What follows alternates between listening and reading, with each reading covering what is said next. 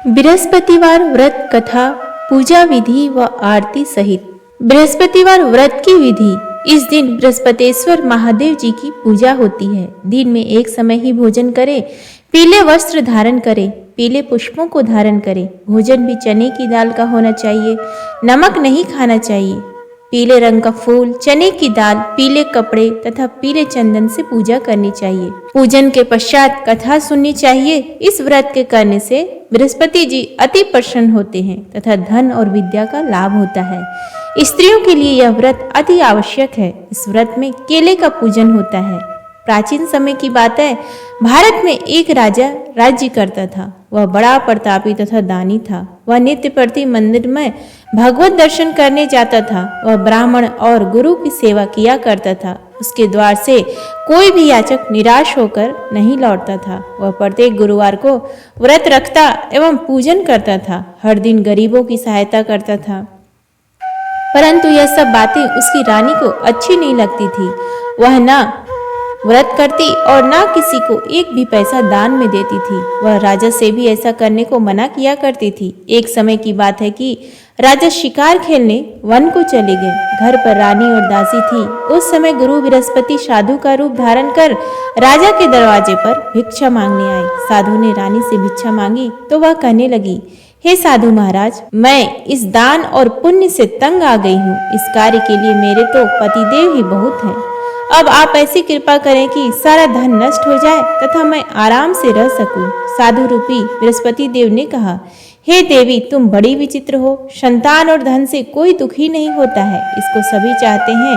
पापी भी पुत्र और धन की इच्छा करता है। अगर तुम्हारे पास अधिक धन है तो भूखे मनुष्यों को भोजन कराओ, प्याऊ लगवाओ, ब्राह्मणों को दान दो, धर्मशालाएं बनवाओ, कुआं, तालाब, बावड़ी, बाग बगीचे आदि का निर्माण कराओ तथा निर्धनों की कुंवारी कन्याओं का विवाह कराओ, साथ ही यज्ञादि करो। इस प्रकार के कर्मों से आपके कुल का और आपका नाम परलोक में भी सार्थक होगा एवं तुम्हें भी स्वर्ग की प्राप्ति होगी। परंतु रानी साधु की इन बातों से खुश नहीं हुई। उसने कहा, हे साधु महाराज, मुझे ऐसे धन की आवश्यकता नहीं जिसको मैं अन्य लोगों को दान देती फिरूं तथा जिसको रखने और संभालने में ही मेरा सारा समय नष्ट हो जाए। साधु ने कहा, हे देवी, यदि तुम्हारी ऐसी ही इच्छा है तो जैसा मैं तुम्हें बताता हूँ तुम वैसा ही करना। बृहस्पतिवार के दिन घर आंगन को गोबर से लिपना, अपने केसों को पीली मिट्टी से धोना, केसों को धोते समय स्नान करना, राजा से कहना वह हजामत करवाए, भोजन में मांस मदिरा खाना, कपड़े धोबी के यहाँ धुलने देना। इस प्रकार 7 बृहस्पतिवार करने से तुम्हारा सारा धन नष्ट हो जाएगा। यह कहकर साधु महाराज रूपी बृहस्पति देव अंतर ध्यान हो गए। रानी ने साधु के कहे अनुसार 7 बृहस्पतिवार तक वैसा ही करने का विचार किया। साधु के बताए अनुसार कार्य करते हुए केवल 3 बृहस्पतिवार ही बीते थे कि उसकी समस्त धन संपत्ति नष्ट हो गई। भोजन के लिए दोनों समय परिवार तरसने लगा तथा सांसारिक भोगों से दुखी रहने लगा। तब राजा रानी से कहने लगा कि हे रानी, तुम यहाँ पर रहो, मैं दूसरे देश को जाता हूँ, क्योंकि यहाँ पर मुझे सभी मनुष्य जानते हैं, इसलिए मैं यहाँ पर कोई काम नहीं कर सकता। मैं अब परदेश जा रहा हूँ, वहाँ कोई काम धंधा करूँगा, शायद हमारे भाग्य बदल जाए। ऐसा कहकर राजा परदेश चला गया। वह वहाँ जंगल से लकड़ी काट कर लाता और शहर में बेचता। इस तरह जीवन व्यतीत करने लगा। इधर राजा के बिना रानी और दासियां दुखी रहने लगी। किसी दिन भोजन मिलता और किसी दिन जल पीकर ही रह जाती। एक समय रानी और दासियों को 7 दिन बिना भोजन के व्यतीत करने पड़े। तो रानी ने अपनी दासी से कहा, हे दासी, यहाँ पास के ही नगर में मेरी बहन रहती है। वह बड़ी धनवान है। तू उसके पास जा और वहां से 5 सेर बेजर मांग कर ले आ, जिससे कुछ समय के लिए गुजारा हो जाएगा। दासी रानी की बहन के पास गई। रानी की बहन उस समय पूजा कर रही थी। बृहस्पतिवार का दिन था। दासी ने रानी की बहन से कहा, हे रानी, मुझे आपकी बहन ने भेजा है, मुझे 5 सेर बेजर दे दो। दासी ने यह बात अनेक बार कही, परंतु रानी की बहन ने कोई उत्तर नहीं दिया, क्योंकि वह उस समय बृहस्पतिवार की कथा सुन रही थी। जब दासी को रानी की बहन से कोई उत्तर नहीं मिला तो वह बहुत दुखी हुई। उसे क्रोध भी आया। वह लौट कर रानी से बोली, हे रानी, आपकी बहन बहुत ही घमंडी है। वह छोटे लोगों से बात भी नहीं करती। मैंने उससे कहा तो उसने कोई उत्तर नहीं दिया। मैं वापस चली आई। रानी बोली, हे दासी, इसमें उसका कोई दोष नहीं है। जब बुरे दिन आते हैं तब कोई सहारा नहीं देता। अच्छे बुरे का पता विपत्ति में ही लगता है। जो ईश्वर की इच्छा होगी वही होगा। यह सब हमारे भाग्य का दोष है। उधर रानी की बहन ने सोचा कि मेरी बहन की दासी आई थी, परंतु मैं उसे कुछ बोल नहीं सकी। इससे वह बहुत दुखी हुई होगी। अतः कथा सुन और विष्णु भगवान का पूजन समाप्त कर वह अपनी बहन के घर गई और कहने लगी, हे बहन, मैं बृहस्पतिवार का व्रत कर रही थी। तुम्हारी दासी हमारे घर गई थी, परंतु जब तक कथा होती है तब तक हम लोग ना उठते हैं और ना बोलते हैं, इसलिए मैं नहीं बोली। कहो दासी, क्यों गई थी? रानी बोली, बहन, हमारे घर अनाज नहीं था। वैसे तुमसे कोई बात छुपी नहीं है, इस कारण मैंने दासी को तुम्हारे पास 5 सेर बेझर लेने के लिए भेजा था। रानी की बहन बोली, बहन देखो, बृहस्पति भगवान सबकी मनोकामना पूर्ण करते हैं। देखो, शायद तुम्हारे घर में ही अनाज रखा हो। यह सुनकर दासी घर के अंदर गई तो वहां उसे एक बड़ा बेझर का भरा मिला। उसे बड़ी हैरानी हुई, क्योंकि उसने एक एक बर्तन देख लिया था। उसने बाहर आकर रानी को बताया। दासी अपनी रानी से कहने लगी, हे रानी, देखो, वैसे हमको जब अन्न नहीं मिलता तो हम रोज ही व्रत करते हैं। अगर इनसे इस व्रत की विधि और कथा पूछ ली जाए तो उसे हम भी कर लिया करेंगे। दासी के कहने पर रानी ने अपनी बहन से बृहस्पतिवार व्रत के बारे में पूछा। उसकी बहन ने बताया, हे रानी बहन, बृहस्पतिवार को सूर्योदय से पूर्व उठकर स्नान करके बृहस्पतिवार का व्रत करना चाहिए, लेकिन उस दिन सिर नहीं धोना चाहिए। बृहस्पतिवार के व्रत में चने की दाल और मुनक्कों से विष्णु भगवान का केले के वृक्ष की जड़ से पूजन करें तथा दीपक जलाएं। उस दिन एक ही समय भोजन करें। भोजन पीले खाद्य पदार्थ का करें तथा कथा सुने। इस प्रकार करने से गुरु भगवान प्रसन्न होते हैं, अन्न पुत्र धन देते हैं। इस तरह व्रत और पूजन की विधि बताकर रानी की बहन अपने घर लौट आई। रानी और दासी दोनों ने निश्चय किया कि वे बृहस्पति देव भगवान का पूजन जरूर करेंगी। 7 दिन बाद जब बृहस्पतिवार आया तो उन्होंने व्रत रखा। घुड़साल में जाकर चना और गुड़ बीन लाई तथा उसकी दाल से केले की जड़ में विष्णु भगवान का पूजन किया। अब भोजन कहाँ से आए? दोनों बड़ी दुखी हुई, परंतु उन्होंने व्रत किया था, इस कारण बृहस्पति देव भगवान प्रसन्न थे। वे एक साधारण व्यक्ति के रूप में 2 थालों में सुंदर पीला भोजन लेकर आए और दासी को देकर बोले, हे दासी, यह भोजन तुम्हारे और रानी के लिए है, तुम दोनों करना। दासी भोजन पाकर बड़ी प्रसन्न हुई और रानी से बोली, रानी जी, भोजन कर लो। रानी को भोजन आने के बारे में कुछ पता नहीं था, इसलिए वह दासी से बोली, जा तू ही भोजन कर, क्योंकि तू हमारी व्यर्थ में हंसी उड़ाती है। दासी बोली, एक व्यक्ति अभी भोजन दे गया है। रानी कहने लगी, वह भोजन तेरे लिए ही दे गया है, तू ही भोजन कर। दासी ने कहा, वह व्यक्ति हम दोनों के लिए 2 थालों में भोजन दे गया है, इसलिए मैं और आप दोनों ही साथ साथ भोजन करेंगे। फिर दोनों ने गुरु भगवान को नमस्कार कर भोजन प्रारंभ किया।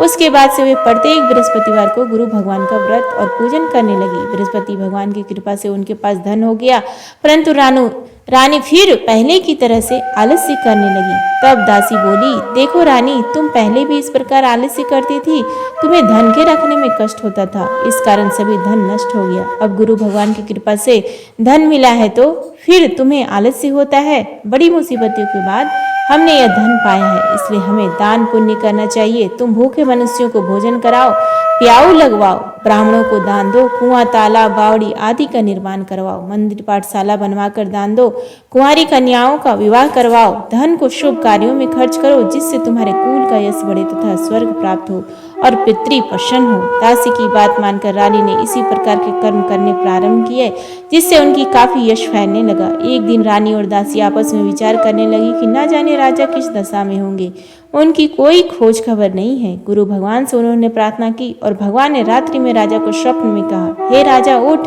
तेरी रानी तुझको याद करती है, अब अपने देश को लौट जा। राजा प्रातःकाल उठकर जंगल से लकड़ियां काट कर लाने के लिए जंगल की ओर चल पड़ा। जंगल से गुजरते हुए सोचने लगा, रानी की गलती से कितने दुख भोगने पड़े, राजपाट छोड़कर उसे जंगल में आकर रहना पड़ा।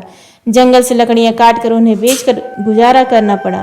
उसी समय उस जंगल में बृहस्पति देव एक साधु का रूप धारण कर आए और राजा के पास आकर बोले, हे लकड़हारे, तुम इस सुनसान जंगल में किस चिंता में बैठे हो, मुझे बतलाओ। यह सुन राजा के नेत्रों में जल भर आए और साधु की वंदना कर बोला, हे प्रभु, आप सब कुछ जानने वाले हैं। इतना कहकर राजा ने साधु को अपनी संपूर्ण कहानी सुना दी। महात्मा तो स्वभाव से ही दयालु होते हैं। वे राजा से बोले, हे राजन, तुम्हारी पत्नी ने बृहस्पति देव के प्रति अपराध किया था, जिसके कारण तुम्हारी यह दशा हुई है। अब तुम किसी प्रकार की चिंता मत करो, भगवान तुम्हें पहले से अधिक धन देंगे। देखो, तुम्हारी पत्नी ने बृहस्पतिवार का व्रत करना प्रारंभ कर दिया है। अब तुम भी बृहस्पतिवार का व्रत करके चने की दाल व गुड़ और जल को लोटे में डालकर केले के पत्ते से भगवान विष्णु का पूजन किया करो। फिर कथा कहो या सुनो, भगवान तुम्हारी सब मनोकामनाओं को पूर्ण करेंगे। साधु को प्रसन्न देखकर राजा बोला, हे प्रभु, मुझे लकड़ी बेचकर इतना पैसा भी नहीं बचता जिससे भोजन करने के उपरांत कुछ बचा सकूं। मैंने रात्रि में अपनी रानी को व्याकुल देखा है। मेरे पास कोई साधन नहीं जिससे समाचार जान सकूं। फिर मैं बृहस्पतिवार की कौन सी कहानी कहूँ या सुनूं?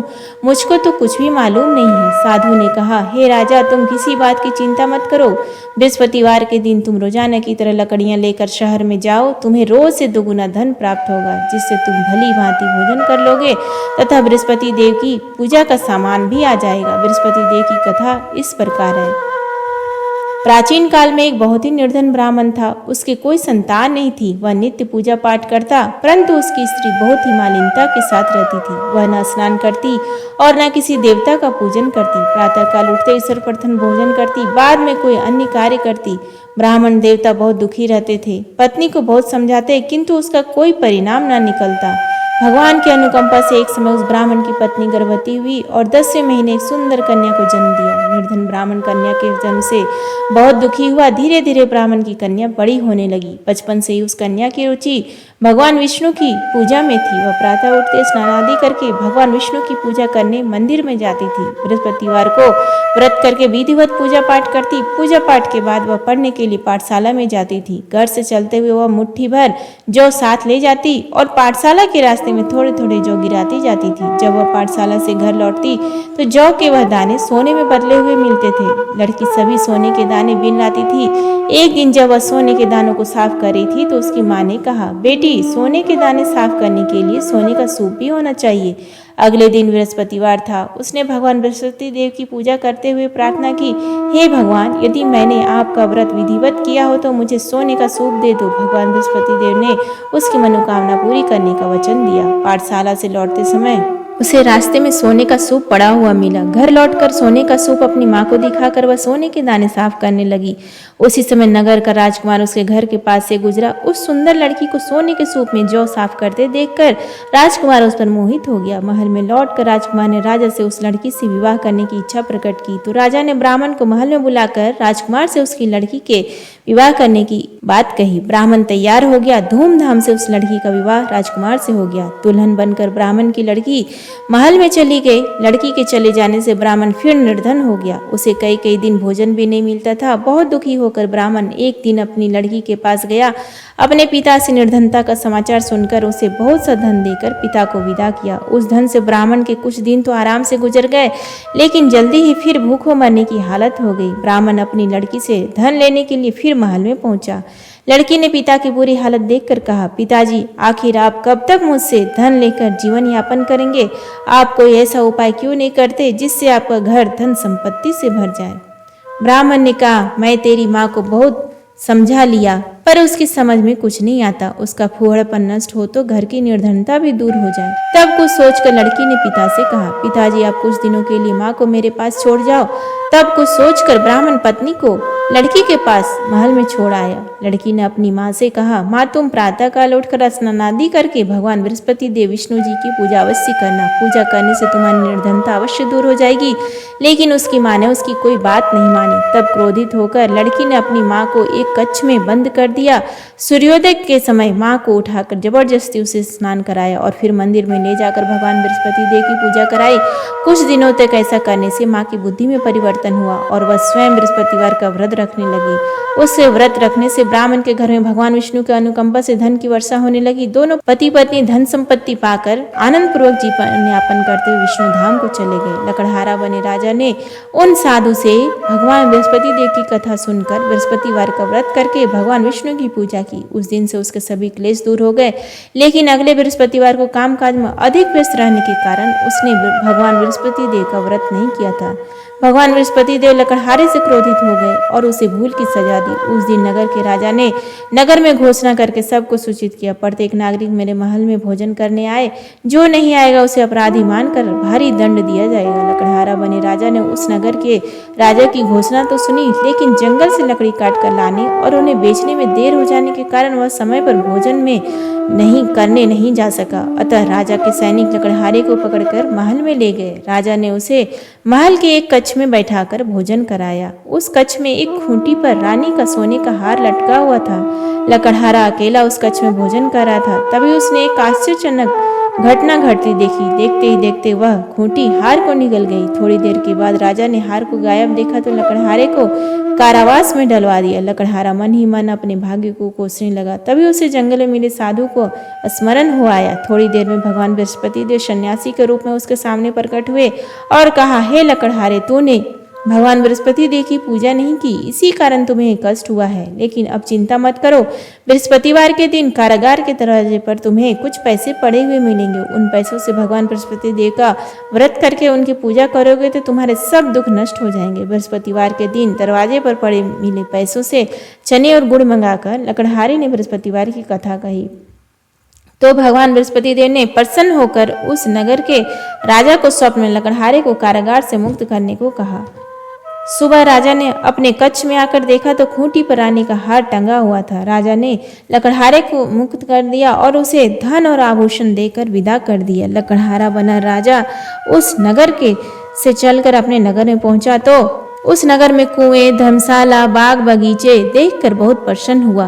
राजा ने किसी से पूछा, ये कुएं, धर्मशालाएं किसने बनवाई? सबने उसे बताया कि ये सब रानी और उसकी दासी ने बनवाए हैं।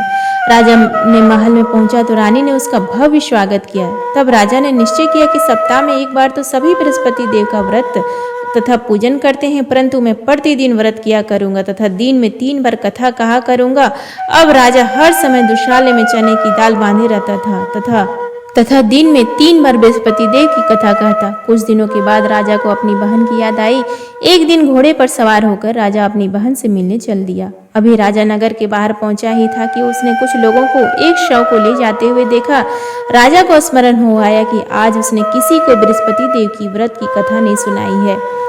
राजा ने उन लोगों को रोककर कहा, भाइयों, आप शव को ले जाने से पहले मुझसे बृहस्पति देव की कथा सुन लें। लोगों ने राजा पर क्रोधित होते हुए कहा, तुम पागल तो नहीं हो? लेकिन कुछ बड़े बूढ़े लोगों ने कहा, अच्छा भाई, साथ में चलते चलते तुम अपनी कथा भी सुना लो। राजा ने चलते हुए आधी कथा ही सुनाई थी कि शव हिलने लगा। राजा की पूरी कथा सुनाते ही शव उठकर बैठ गया। लोगों ने हैरानी से दांतों तले उंगली दबाई और अगले बृहस्पतिवार से भगवान बृहस्पति देव का व्रत करने व कथा सुनने का निश्चय कर लिया। अब घोड़े पर सवार राजा चलते हुए एक किसान के पास पहुंचा। किसान अपने खेत में हल चला रहा था। राजा ने कहा, अरे भाई, मुझसे बृहस्पतिवार की कथा सुन लो। किसान झुंझला कर बोला, अरे भाई, देख नहीं रहे, जितनी देर तक तुम्हारी कथा सुनूंगा उतनी देर में तो पूरे खेत में हल चला लूंगा। राजा निराश होकर चलने लगा। तभी किसान के बैल लड़खड़ाकर जमीन पर जा गिरे।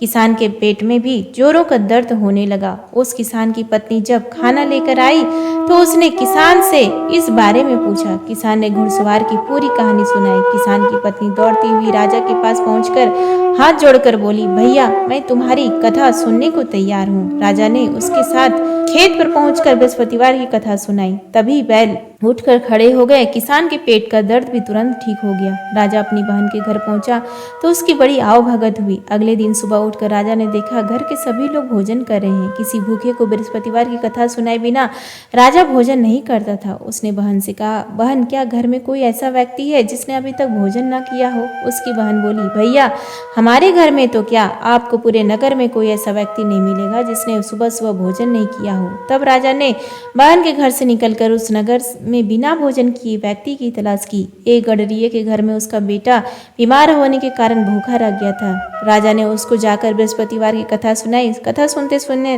सुनते गडरिये का बीमार बेटा बिल्कुल ठीक हो गया। सबने राजा की बहुत प्रशंसा की। एक दिन राजा ने अपनी बहन से कहा, बहन, अब हम अपने घर जाना चाहते हैं, तुम भी हमारे साथ चलो, कुछ दिन वहां रहकर लौट आना। राजा की बहन ने अपनी सास से पूछा तो सास ने ताने देते हुए कहा, बहू, मैके जाना हो तो अकेली जाना, मेरे पोतों को नहीं ले जाना। तुम्हारे भाई की कोई संतान नहीं है, कहीं तुम्हारी भाभी मेरे पोतों पर कोई जादू टोना ना कर दे। दूसरे कक्ष में बहन की सास की बातें सुनकर राजा दुखी मन से अकेला ही अपने घर लौट गया। रानी ने राजा से कहा, आप तो अपनी बहन को साथ लाने की बात कहकर गए थे, फिर बहन को साथ क्यों नहीं लाए? तब राजा ने दुखी होते हुए कहा, रानी, हम निसंतान है, इसलिए कोई हमारे घर आना पसंद नहीं करता। रानी ने राजा को समझाया, हे प्राणनाथ, हमें बृहस्पति देव ने सब कुछ दिया है, अब भगवान बृहस्पति देव हमें संतान भी अवश्य देंगे। बृहस्पतिवार को विधिवत व्रत करते हुए राजा रानी ने भगवान बृहस्पति देव से संतान के लिए प्रार्थना की। कुछ दिनों के बाद उन्होंने स्वप्न में दर्शन देते हुए कहा, हे राजन, तेरी मनोकामना अवश्य पूरी होगी। 1 सप्ताह बाद ही रानी गर्भवती हो गई। 10वें महीने रानी ने एक सुंदर पुत्र को जन्म दिया। राजा रानी जीवन पर्यंत बृहस्पतिवार का व्रत करते रहे। उनके घर में धन की वर्षा होती रही। इस तरह आनंद पूर्वक जीवन यापन करते हुए राजा रानी भगवान बृहस्पति देव की अनुकंपा से मोक्ष को प्राप्त करके सीधे वैकुंठ धाम पहुंच गए। बृहस्पतिवार को विधिवत व्रत करके जो स्त्री पुरुष भगवान विष्णु की पूजा करते हैं, भगवान उनकी सभी मनोकामनाएं पूरी करते हैं। इति श्री बृहस्पतिवार व्रत कथा संपन्न। आरती बृहस्पति देव की। ओम जय बृहस्पति देवा, स्वामी जय बृहस्पति देवा। छिन छिन भोग लगाऊं, छिन छिन भोग लगाऊं, कदली फल मेवा। ओम जय बृहस्पति देवा, तुम पूर्ण परमात्मा, तुम अंतर्यामी, जगत पिता जगदीश्वर, तुम सबके स्वामी। ओम जय बृहस्पति देवा, चरणामृत निज निर्मल, सब पातक हरता, सकल मनोरथ दायक, कृपा करो भरता। ओम जय बृहस्पति देवा, तन मन धन अर्पण कर, जो जन शरण परे, प्रभु प्रकट तब हो कर, आकर द्वार खड़े।